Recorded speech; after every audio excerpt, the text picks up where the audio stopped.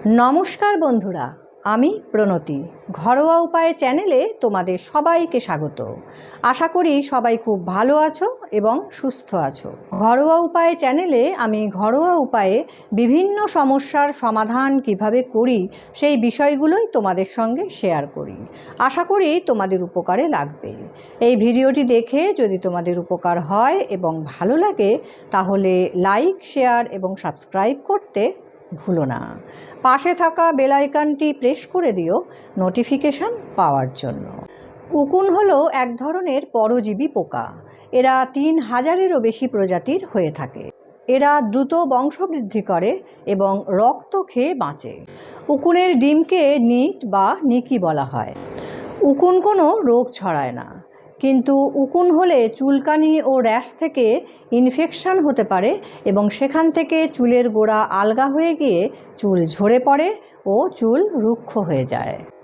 সাধারণত উকুন হয় চুল অপরিষ্কার রাখলে, ভেজা চুল দীর্ঘ সময় বেঁধে রাখলে, অন্যের তোয়ালে, চিরুনি, বালিশ ব্যবহার করলে এবং দুটি মাথা একত্রিত হলে একজনের মাথা থেকে আরেকজনের মাথায় উকুন ছড়িয়ে পড়ে।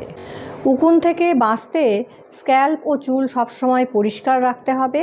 ভেজা চুল কোনো সময়ের জন্যই বাঁধা উচিত নয়। এটি উকুন ছাড়াও আরও নানান সমস্যার সৃষ্টি করে। তাই চুল সবসময় শুকিয়ে নিয়ে তারপরেই বাঁধা উচিত। চিরুনি, তোয়ালে এবং বালিশ অবশ্যই নিজস্ব হতে হবে এবং তা সবসময় পরিষ্কার রাখতে হবে। আর বাকিটার জন্য ঘরোয়া উপায় আছে তো? তাহলে আর দেরি না করে দেখে নাও উকুন থেকে মুক্তি পাওয়ার ঘরোয়া উপায়। আজকে আমি তোমাদের দুটো রেমেডি দেখাবো। প্রথম রেমেডিটার জন্য আমি প্রথমেই নিয়ে নেব অ্যাপেল সাইডার ভিনিগার। এটির পরিবর্তে তোমরা সাদা ভিনিগারও নিতে পারবে। এটা ব্যবহার করার আগে আমি সামান্য একটু ঝাঁকিয়ে নেব এবং তারপর এটা নিয়ে নেব বড় চামচের 1 চামচ। চুলের লেন্থ যদি বেশি হয় তাহলে পরিমাণটা বাড়িয়ে নেবে। 1 চামচ ভিনিগার নিয়ে নিলাম। আর নিয়ে নেব সম পরিমাণ জল। ভিনিগারের অম্ল এবং গন্ধ উকুন একদম সহ্য করতে পারে না। এবার নিয়ে নেব টি ট্রি অয়েল। এটি নিয়ে নেব 4 ফোঁটা। এবার এইগুলিকে খুব ভালো করে মিশিয়ে নিতে হবে। ভালো করে মিশিয়ে নিয়ে এটা স্ক্যাল্প থেকে চুলের ডগা পর্যন্ত খুব ভালো করে ভিজিয়ে নিতে হবে।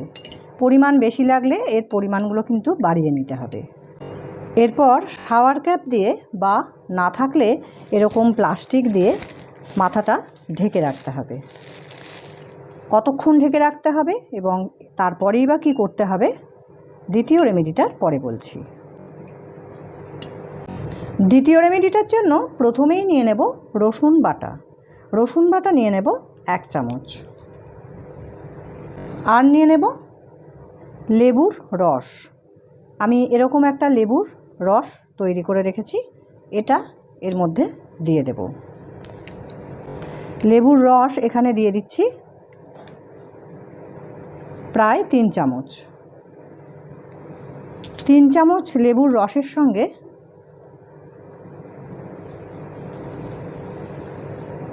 দেড় চামচ জল দিতে হবে।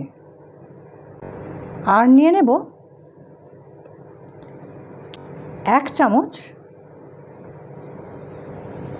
নারকেল তেল। এইগুলিকেও খুব ভালো করে মিশিয়ে নিতে হবে। তারপর একই পদ্ধতিতে স্ক্যাল্প থেকে চুলের ডগা পর্যন্ত খুব ভালো করে মেখে নিতে হবে এবং একটি শাওয়ার ক্যাপ দিয়ে বা না থাকলে এরকম প্লাস্টিক দিয়ে মাথাটা ঢেকে রাখতে হবে। এই দুটি রেমেডি কিভাবে ব্যবহার করবে, কতক্ষণ রাখবে এবং তারপরেই বা কী করতে হবে দেখে নাও। আমাদের দুটি রেমেডি তৈরি হয়ে গেছে। এই দুটি রেমেডি ব্যবহার করার পর অবশ্যই মাথা কোনো শাওয়ার ক্যাপ বা এরকম ধরনের প্লাস্টিক দিয়ে চুল ঢেকে রাখতে হবে। ঢেকে রাখতে হবে 45 মিনিট থেকে 1 ঘন্টা। তারপর শ্যাম্পু করে নিতে হবে। শ্যাম্পু করার পর এরকম কোনো সরু দাঁড়ার চিরুনি বা এরকম চিরুনি দিয়ে চুল একদম স্ক্যাল্প থেকে টেনে টেনে আঁচড়াতে হবে এবং নিচে একটা সাদা কাপড় পেতে রাখতে হবে, যাতে উকুনগুলো যখন পড়বে তখন সেগুলো চারিদিকে ছড়িয়ে না যায়, এবং তারপর উকুনগুলিকে বাইরে ফেলে দিতে হবে। এই রেমেডিগুলি প্রত্যেক সপ্তাহে ব্যবহার করতে হবে এবং ব্যবহার করতে হবে 1 মাস।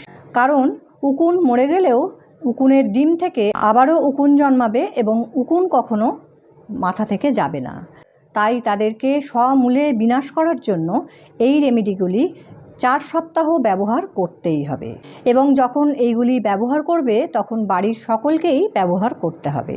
ভিডিওটি ভালো লাগলে এবং কোনো প্রশ্ন ও পরামর্শ থাকলে কমেন্টে জানিও। আজ এই পর্যন্ত, দেখা হবে পরের ভিডিওয়।